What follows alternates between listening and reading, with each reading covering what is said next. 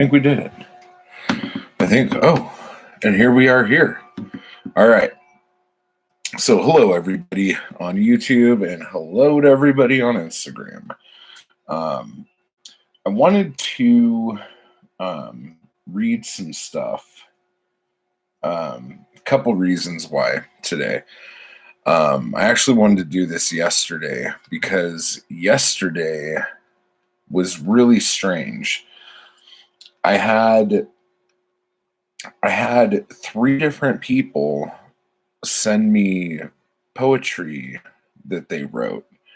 One of them was kind of like a vignette, but it was still like just weird that within like a couple hours, without me asking for anything, I got stuff from people. And it was all really fun and real and visceral and hello. And I just wanted to share it. And so, hey, Troy. So I had to like get everybody's permission before I just started doing that. So I thought I'd be able to do this yesterday, but now here we are today. The other thing is that I've been banging on for weeks. Oh, hey, Gary. About this poet holiday that I think is oh, hey, Thomas, that's awesome. Yeah. Please do.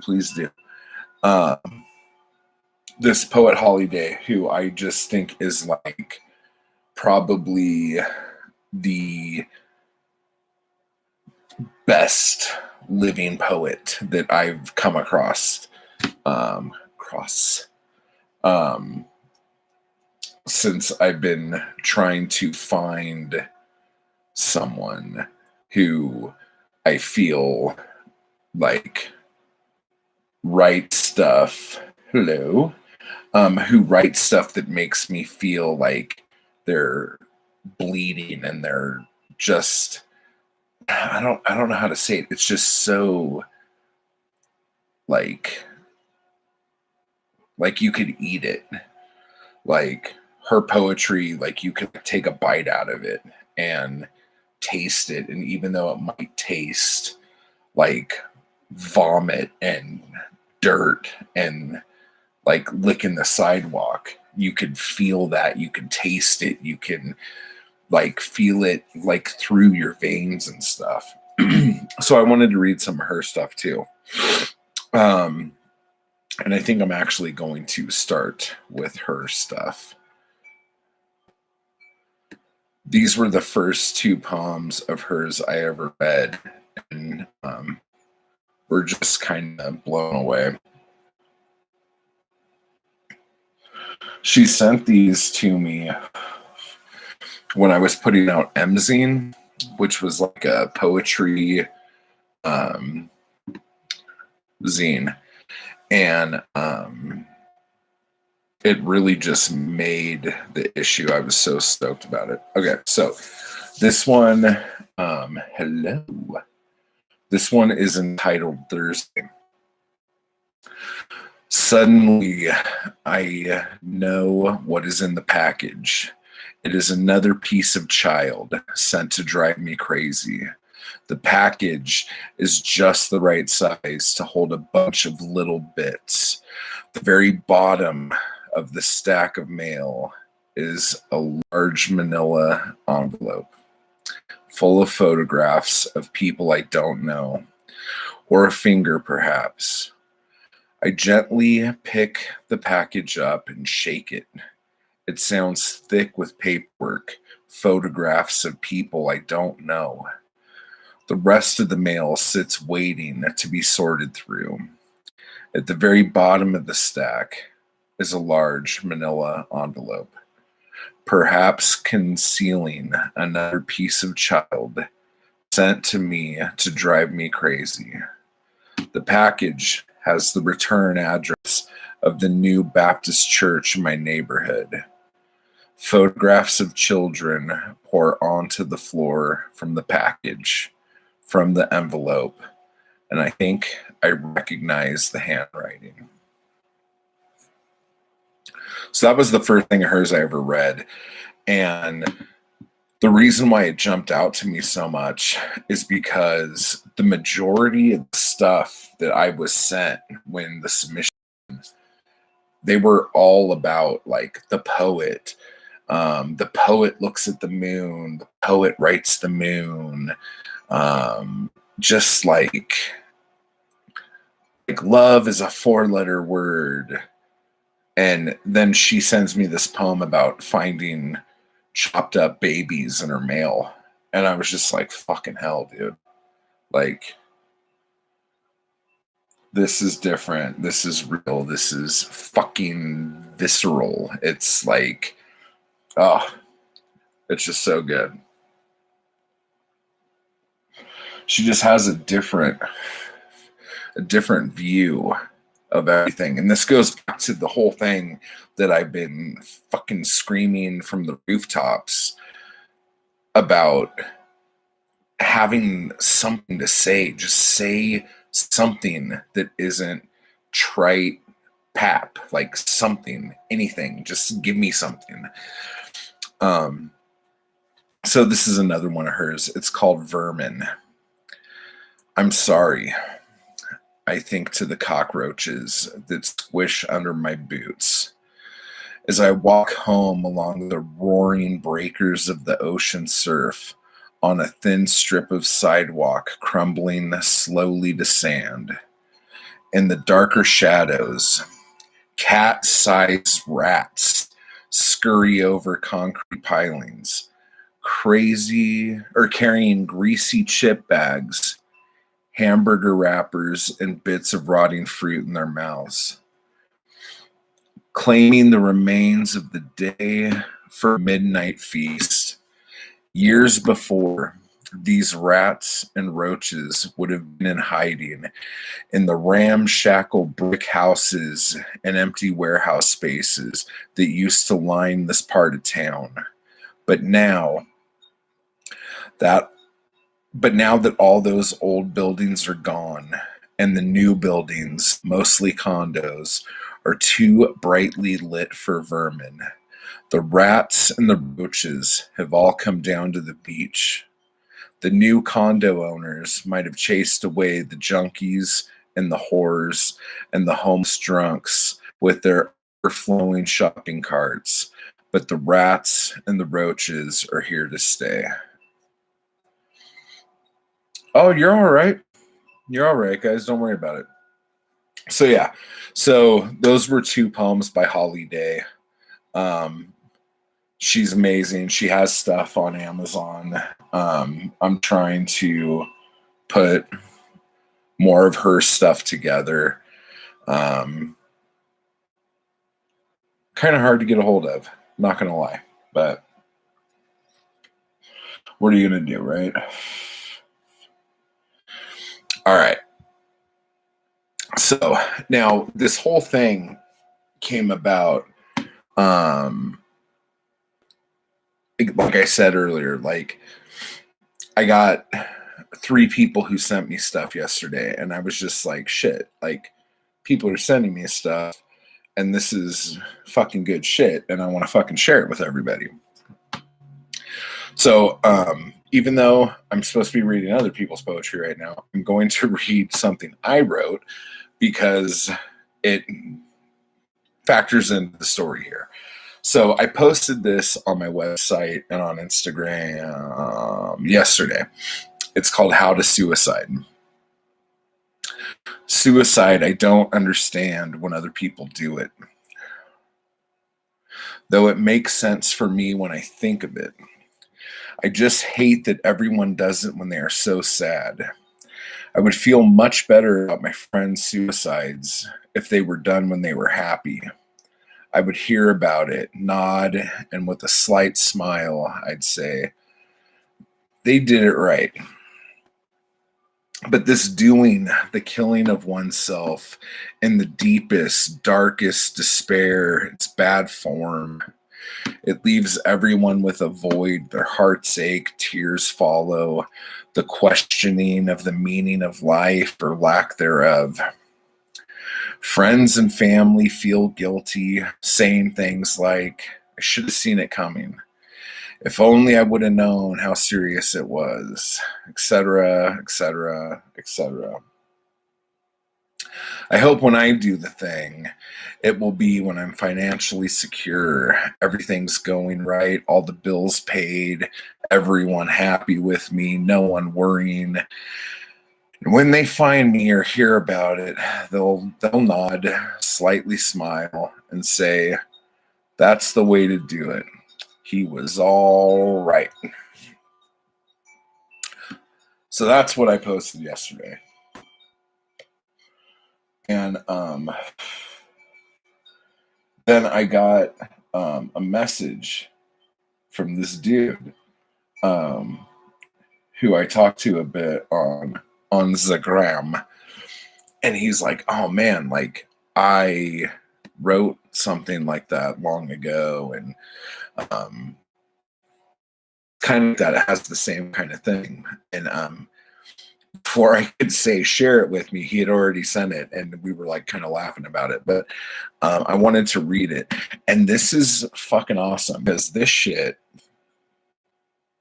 he typed it on a fucking typewriter and then took a picture of the typewritten pages and sent them to me. And do you realize how long it's been since I've read typewritten pages? I'm like, oh my God, I feel like I'm in a fucking time machine of like beautiful simplicity. It's like, I can't get over it. But I will say, reading a photograph of something typewritten, it's kind of hard on the eyes, guys. I'm not going to lie to you here.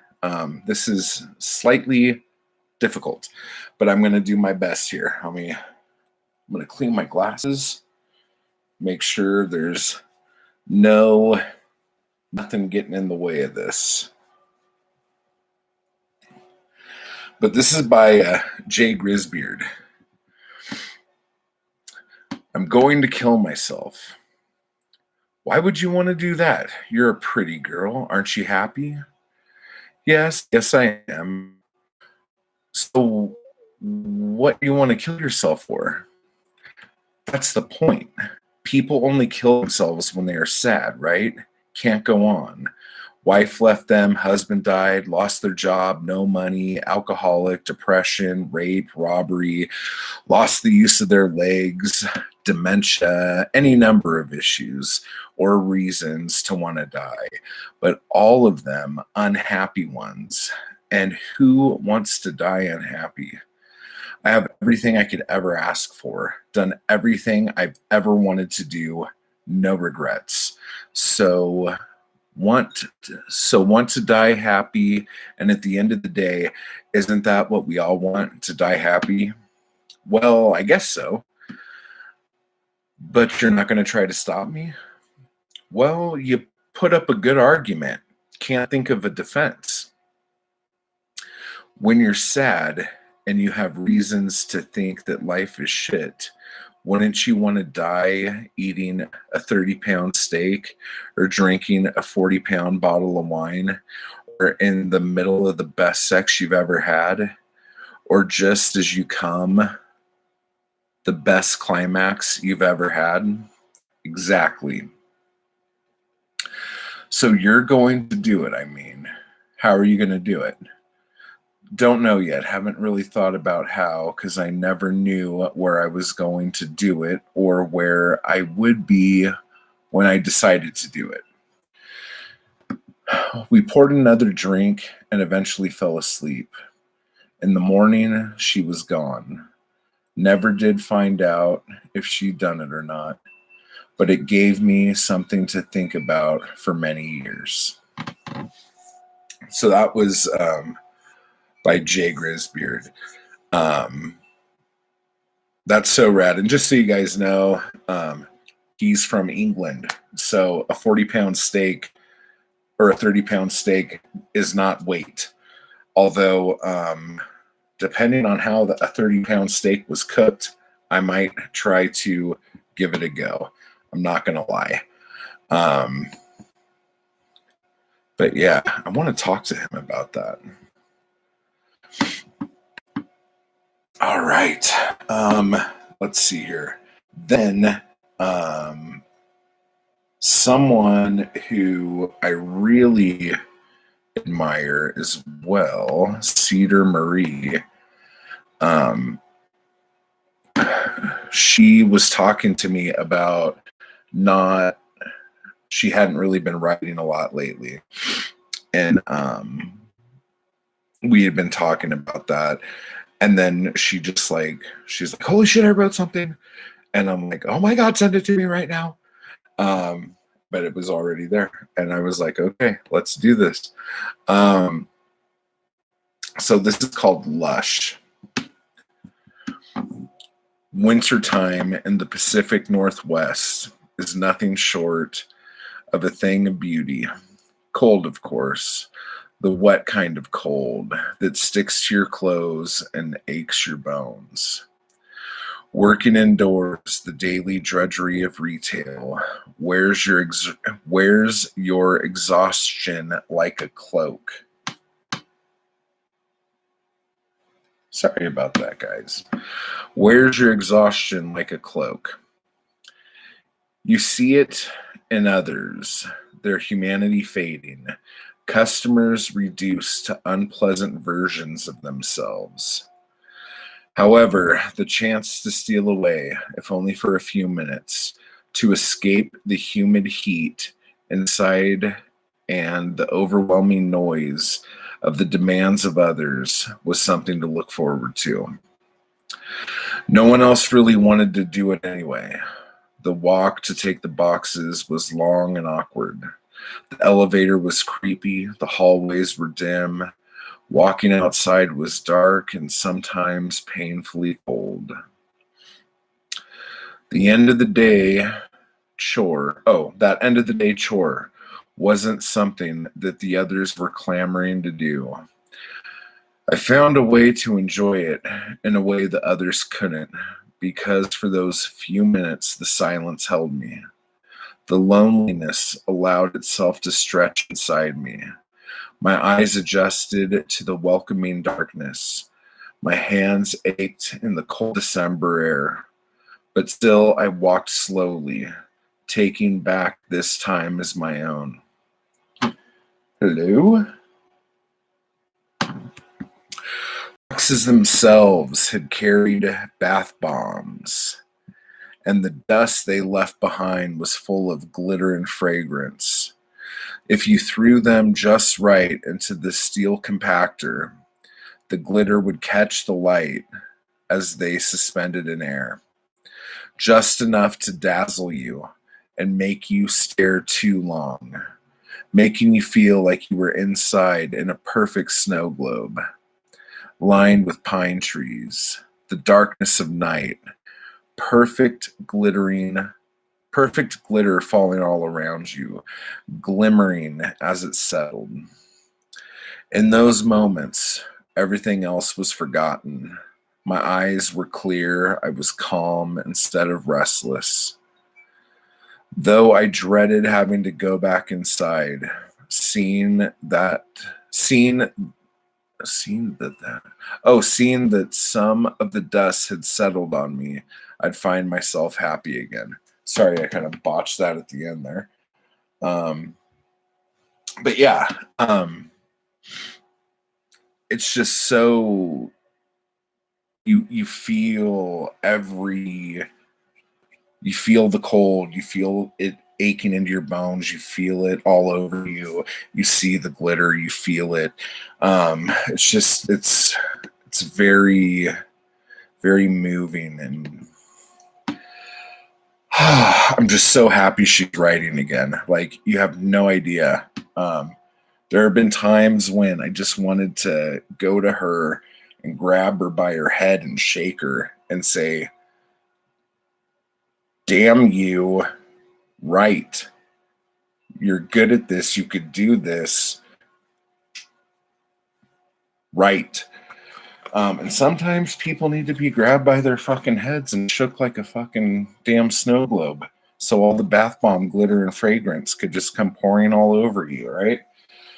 So there's that. Oh, man. Thomas says, I love that one.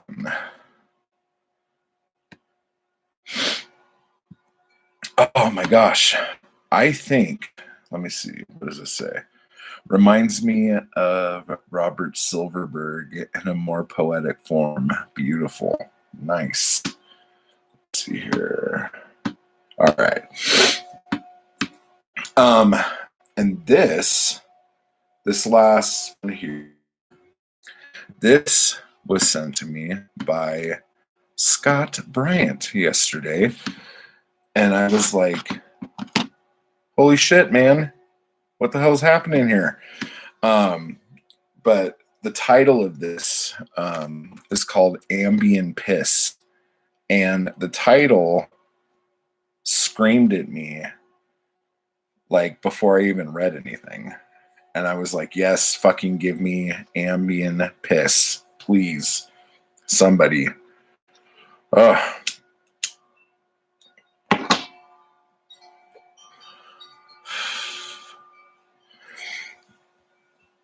So here's his ambient piss. I stumble through the door at 2 a.m. after fighting spiders and webs. There is a man, an ugly motherfucker, standing in the tub, mouth agape. I line up and pee anyway. He doesn't scare me. He isn't real. He can't make any sounds, no matter how hard he tries. So he can't be real. I start stumbling back to bed. Fucking spiders are alive again. Is the ugly dude following me? I don't care. He doesn't scare me. Can't be real. So, that was awesome. And I will say, Scott, if you are on right now, which I believe you are, do you mind me talking a little bit about what we were talking about yesterday?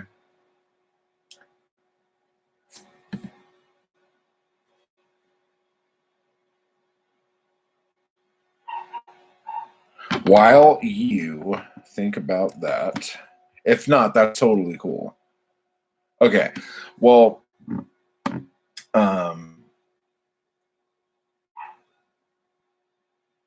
Scott asked me afterwards, because when he sent it to me, there were 4 words not in this, like one line. And he asked me if I thought the thing in the tub, if I knew it was a man. Because the line, there is a man, was not in there. And I was like, oh,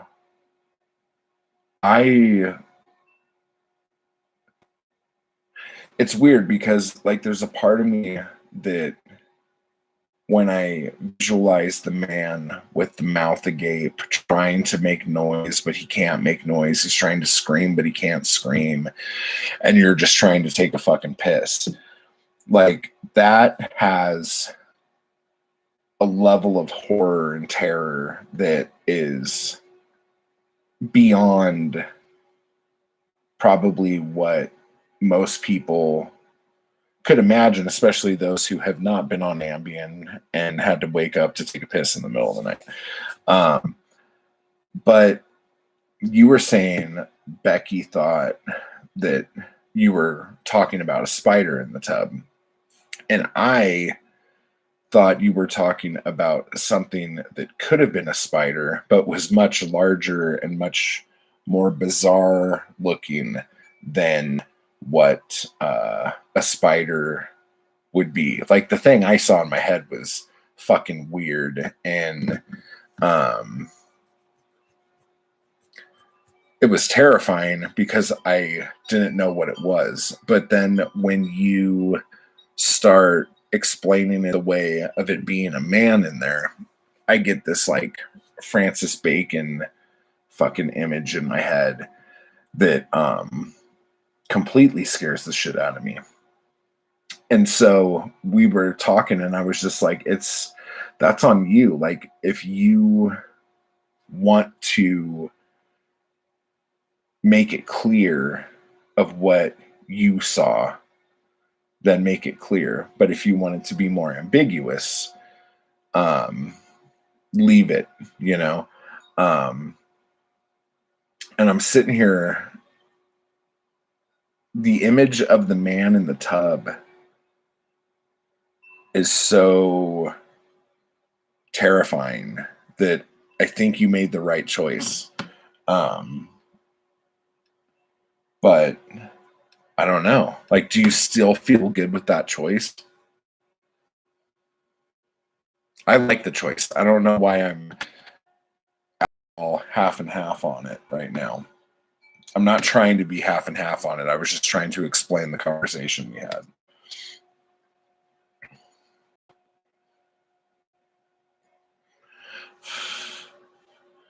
And while you do that, I will talk a little bit about Cedar's poem, Lush. The thing about that poem that we were talking about was that she used a lot of words that were like sometimes, and this is the she went back over. But there were a lot of words like sometimes, just words that made it sound like she herself wasn't sure of stuff. And when I'm reading stuff, or even when I'm writing stuff, I want the reader to at least have the illusion that I'm sure about stuff, because chances are, as they are reading stuff, they are unsure of stuff. And if they're unsure of stuff, and me being the one taking them on this journey, I'm also unsure of stuff, it creates a weird relationship between the reader and the writer, where neither one knows exactly what's going on, if that makes sense. So I'm like, even if when you're writing this, you feel like you maybe don't know, or you may be confused about certain things, unless the message of the poem is confusion and how you deal with it, I would take any extra words that would allude to the fact that you aren't exactly sure of the word you're using. And maybe it's even a thing where you're not sure if this is the right word to use. Anything like that. Like something and sometimes, and words like that. I feel like taking those out not only gives the reader a better experience, but less is always more when it comes to, at least in my opinion, when it comes to putting things together and writing stuff. So anyway, that's my spiel. I just wanted to share this stuff with people, because, like, honestly, like, when people send me stuff, a lot of times it's not good at all. And I get kind of bummed out. And I just got a bunch of good shit yesterday, and I was so fucking pleased and happy. I just wanted to get online and scream at all of you and tell you that there's good shit out there. It's being written right now. It's being created right now. There is good shit. Believe me. So yeah, and again, art is subjective, and you don't have to like it if you don't want to like it, but there is good shit out there.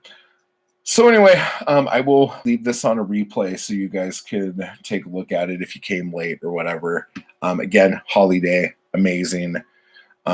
Everybody find her, look her up, and if you see her, shake her and say, Matt wants to talk to you all the time, or Matt wants to put your stuff out. I don't know, shake. That's fucked up. Okay, everybody. So I will talk to you later. Thanks for hanging out.